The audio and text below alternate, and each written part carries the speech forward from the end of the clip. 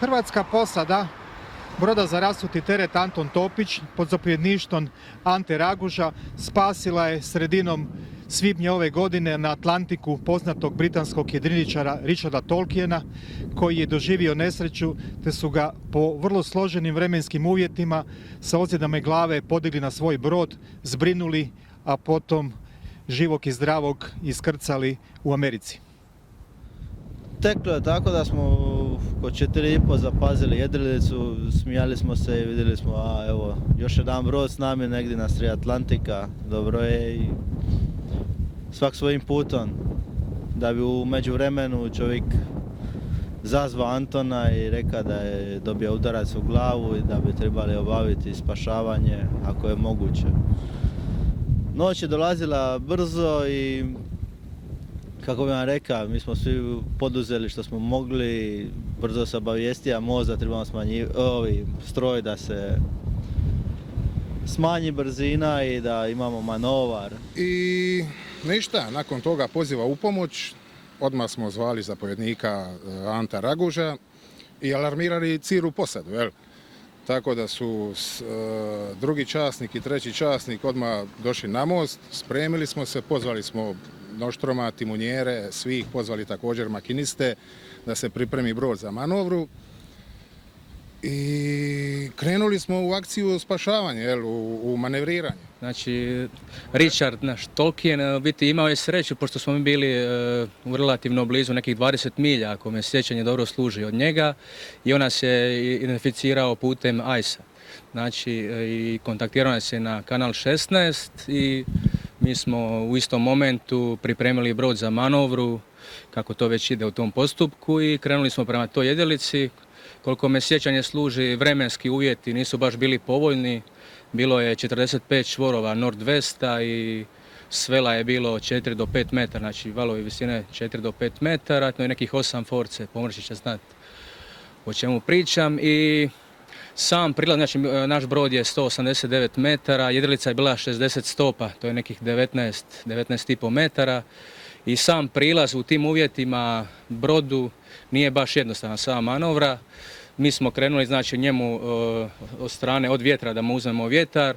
Međutim, kad brod smanji brzinu na nekih 5 milja, znači manevarske sposobnosti više mu nisu kao i u običnim situacijama, i mogu reći imali smo, ispalo je sve savršeno, sam taj manevar, prilaz, mi smo praktično pristali uz njega u tim uvjetima i bili smo spremni, znači on je bio pri svijesti, a mi nismo znali o kakvim se točno ozljedama radi, znači mi smo bili spremni spustiti se na brod i njega evakuirati putem nosila.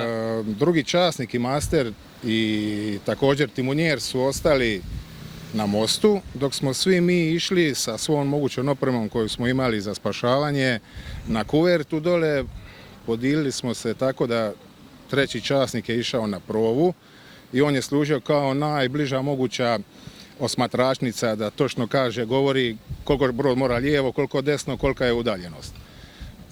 Noštromo je bio odmah ispod kaštila sa svim mogućim pandulima, sa konopima i sa kolotovima za spašavanje. Ja sam bio na sredini, također isto timunjer sa mnom, i treća ekipa je bila negdje ispred nagraža u slučaju da ova prva i druga ekipa nešto se dogodi, ovaj dole Englez ne uhvati konop, i da u svakom slučaju imali smo 3 rezerve.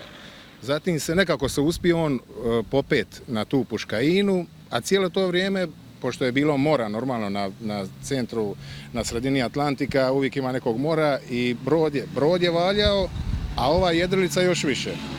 Tako da je onaj jarbol koji je bio dosta viši od nas, budući smo mi imali negdje gaza oko 9,5 metara, taj jarbol sa tim križem je udarao po muradi i po kuverti. Znači dok smo ga mi uporedo dizali i on se sam penjao, izbjegavali smo isto tako da nas ne podere taj križ i taj jarbol, jer to je stvarno i brod valja i jedrilica valja. On se negdje na pola puta počeo je vikati, moliti, podignite me, mi smo govorili ne možemo te, moraš sam uspjeti se gore i mi ćemo ti pomoći jedino ovako sa konopom. Kad je došao prekraj nekih par skalina, stepenica, uhvatili smo ga i izbacili doslovce na kuvertu. Nakon toga on je ležao na kuverti i provjeravali smo kako je, što je, koliko je, glava je bila krvava, teško je disa, neumjereno, oči zatvorene i provjeravali smo znake života. Tako da smo ga učvrstili i mobilizirali i u dvojicu, trojicu, koliko nas je god tu bilo, ovi su drugi slagali opremu, sve to, jer nas moraju slijediti nastavak putovanja. Ta ozljeda, znači bilo je to dosta krvarenja i izgledalo je jako ozbiljne rane, obe dvije, pogotovo ova iza uha.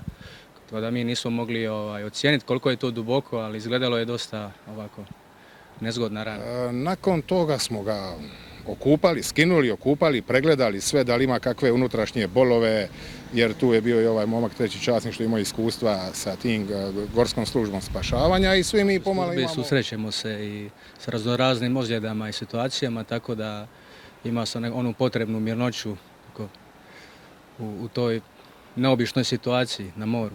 On je s nama još živio nekih 5-6 dana do našeg sljedećeg porta, odnosno luke Filadelfije. A ta situacija kako smo mi njega prikupili, sve to bilo prva liga.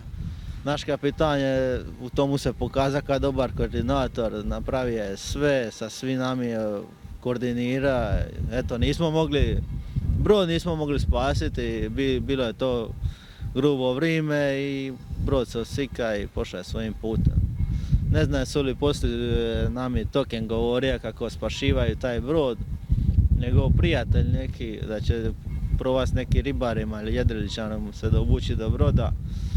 Ne znam na kraju kako je spalo, neki govor da ga je spasio, eto ja se nisam toliko raspitivao da znam, eto što da vam kažem.